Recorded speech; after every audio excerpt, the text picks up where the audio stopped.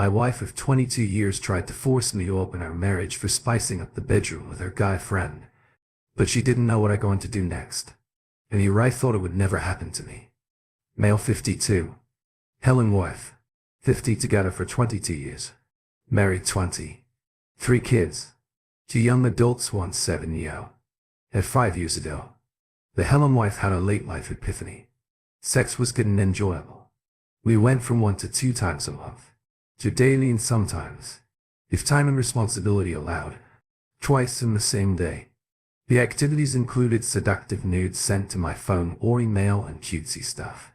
Hearts and smile less reminiscent of our earlier days in the relationship before kids. Somewhere in this time, December through January of 2018. Talks about spicing up the bedroom by bringing another person in the mix. First red flag. It was a guy friend from our cohort that the Helen wife suggested nope it hard. With a simple reason of not my cup of tea to be naked in the same bed with another guy and my spouse. It got dropped then. But articles about poly and open relationships were being dropped in my inbox or links on the phone. I would read them and vary from non-committal to not interested. A week before Thanksgiving of 2018.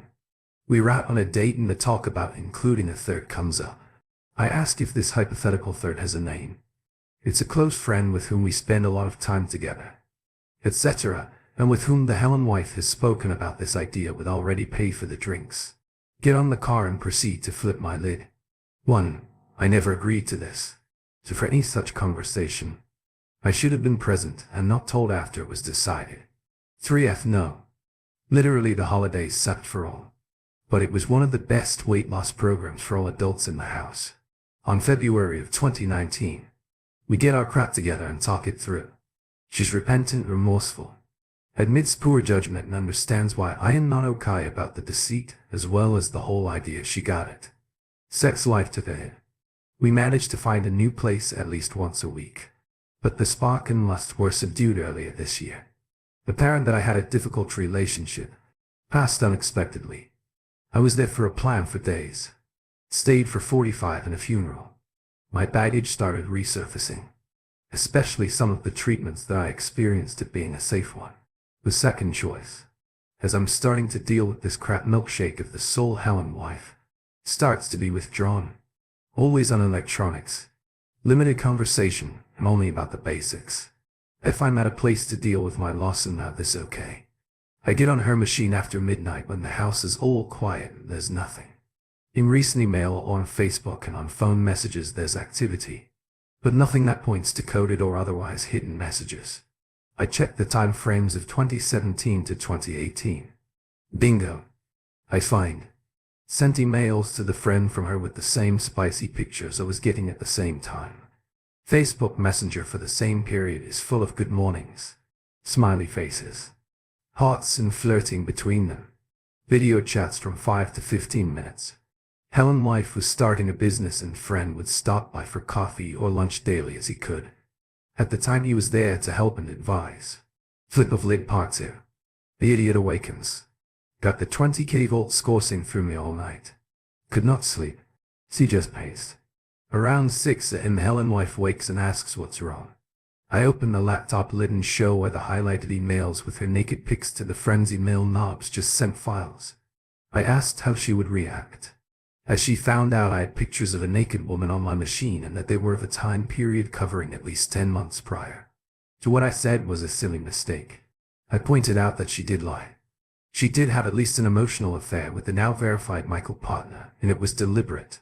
Trust was lost, and any statement from her at this point would be suspect. To its truth. The first apologies of the Helen wife ended in the trash can as she started to vomit. I asked why she did not tell me of this for years ago. We would have dealt with this already. I told her I'm taking the day to think about it and sharing because it can happen to anyone. None of us are special, and I thought it would never happen to me. Update. Today is day of firsts. The outpouring of support and trauma shared is staggering. I find myself glad and sorry that I'm not alone in my experiences. Thank you to all for the advice, comments, and suggestions, from readings to step-by-step playthroughs. I have replied to individuals, but it's worth updating all and clarifying some points before the update. She did have a miscarriage. That was a bloody Michael that rushed to the full with her, so in her own blood. It was verified as such by the traumast ethnographer at the hospital. It was early first trimester. No way to tell who the father was. This was early 2018. Got snipped shortly after sex life was still on the red-hot stage of things. I have heard from several of you that the DNA test route is a good idea. It's yet another truth that has been challenged today. The affair partner is single. Has been divorced for at least as long as we are married racially. We are European stock. He's mostly African American, a Native American. He's very well spoken, charming and educated. Helen's spouse was engaged in minority community outreach and education for years, as was a affair partner. Helen's spouse net business was, with an actual storefront. Sure, there were spaces that two adults could be intimate in, if there's a will. This happened when I was in the first or second year of junior high school. I think I was about 13 years old. I grew up in the countryside. A fair partner runs his own consultancy and makes his own hours, flexible schedule, and has small business experience. Offered to help with the startup and was an advisor, again legitimate reasons to be there plus time. Business was started in the fall of 2015.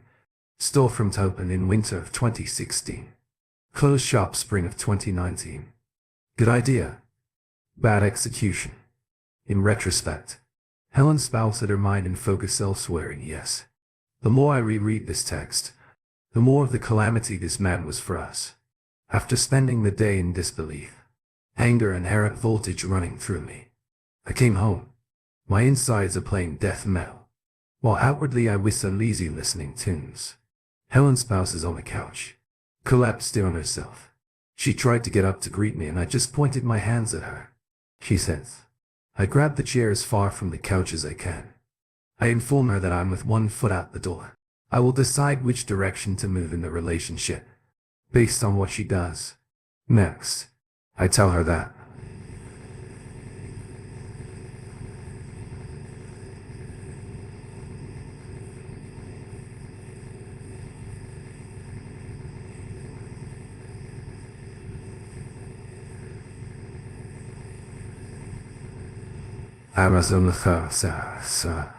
since she's the mother of the kids and out of respect for our time together, I will endeavor to keep nastiness on my part to a minimum. I remind her it's more fair than she deserves, and it's because of my self-respect, not her actions, because of her upbringing and the abandonment she experienced. I tell her not to be afraid of me disappearing. I tell her that if I leave, she will be explicitly told. I also let her know that her presence in the house is at my discretion. At this point, she has luggage and can't be told to leave if at any point she disrespects me or tries to lie. We discuss how to tell the kids she wants to tell them that it's the fight from 2018. I remind her how one of the then teens stops being to her and how she would be a pariah. Once again in the house, she starts crying and I remind her if she did this, I will talk to the kids and with her there. She shook her head and cried in return. To begin with, start with the no contact letter to a fair partner. Start the timeline on paper. Anything not true. We're done right there. A list of passwords to accounts. Bank and plastic records. She gets the couch. I will let her know what next.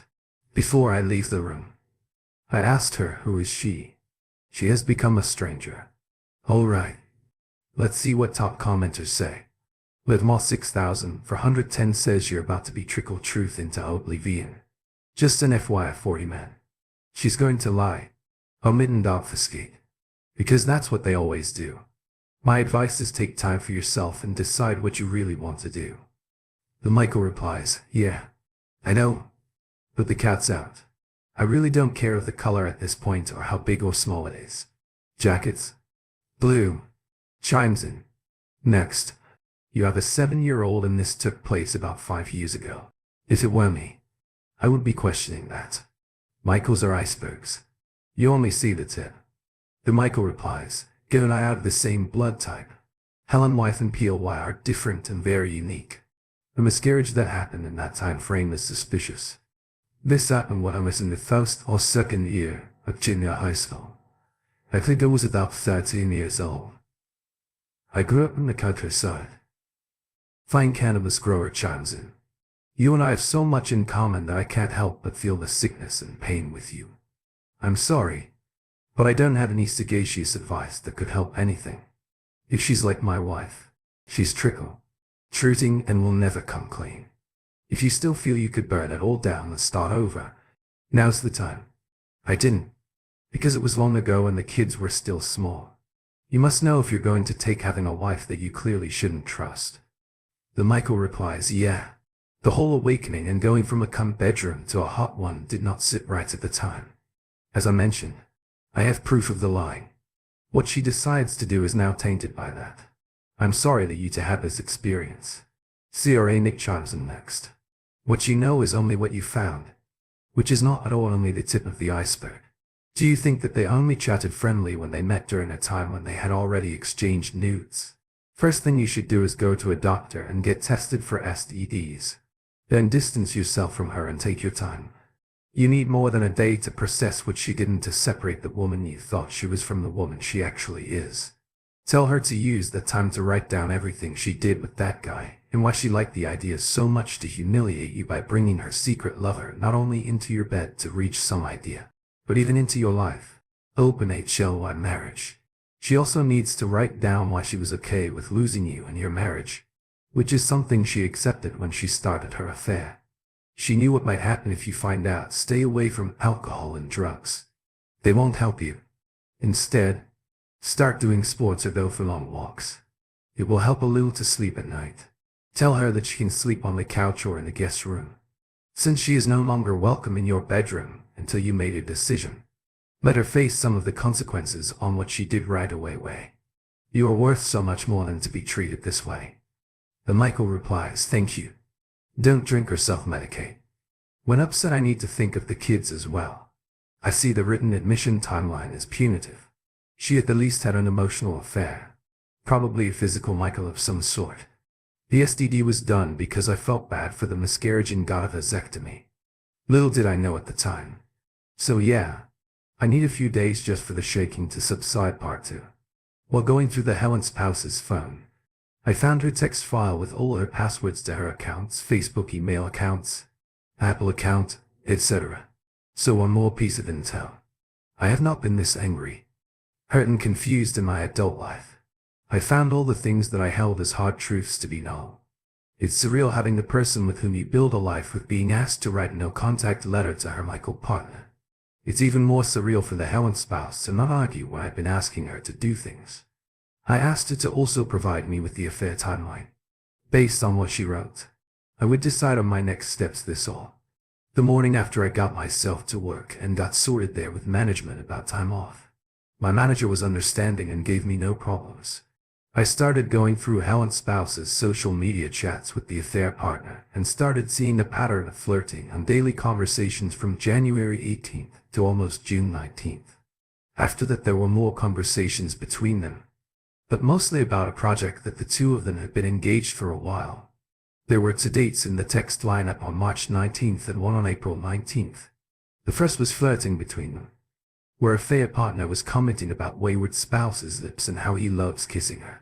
She replied back with heart emojis and how she could not wait to see him in the morning.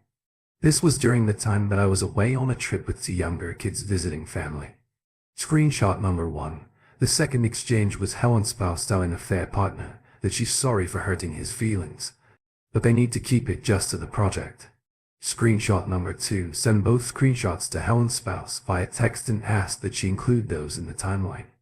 She starts explaining over text that they are not what they seem. I text her to just put the explanation in the timeline, finish a couple tasks at work and head home. Helen's spouse is sitting on the couch reading a book.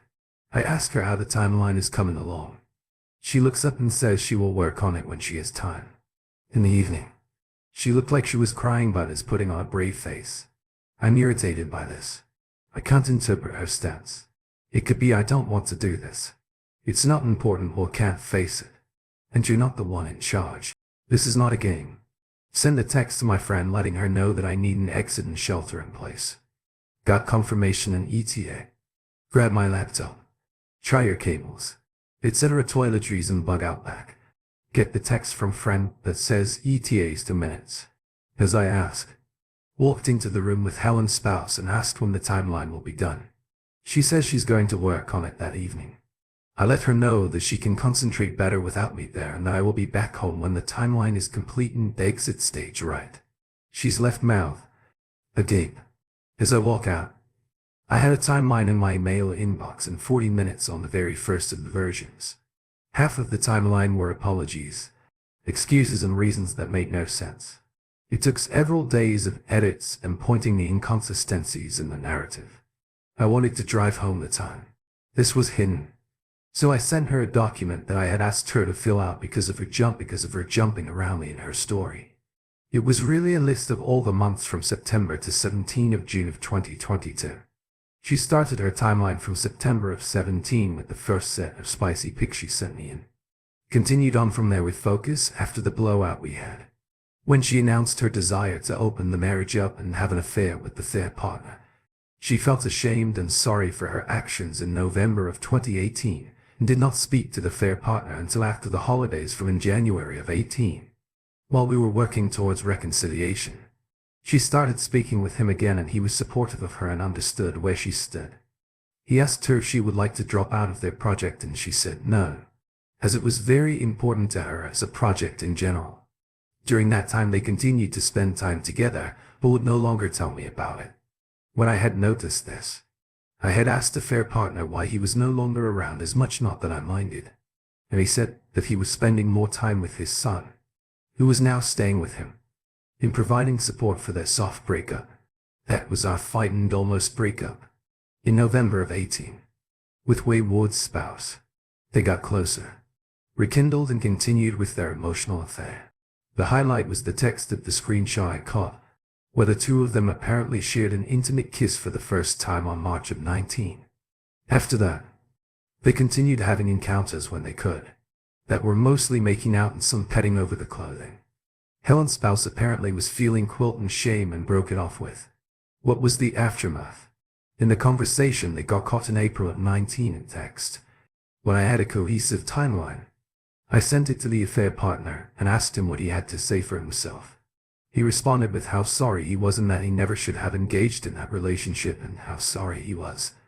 He would tell me anything else, though I needed to find out what happened. Told him that Helen's spouse and I were talking about a sexual misconduct complaint against him. Truth was, we had never talked about it, but I knew the organization he worked for and the project the two of them were involved in, and how damaging any such publicity would be.